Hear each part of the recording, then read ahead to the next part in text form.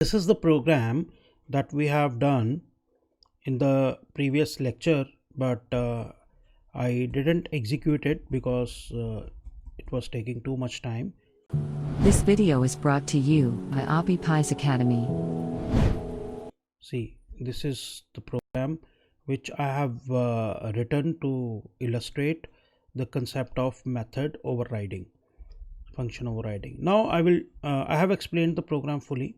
Now I'm just going to execute the program so that you can see it for yourself. So I would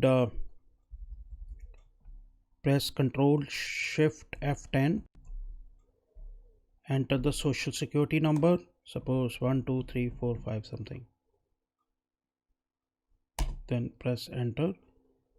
Then we would re-enter the country, suppose India, enter the specialization, suppose I gave orthopedics or something, enter the number of patients, suppose I gave 1000. Yeah, now the values are being displayed.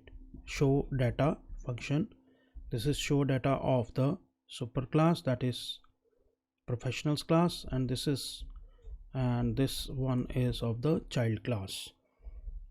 So this is how the program has executed.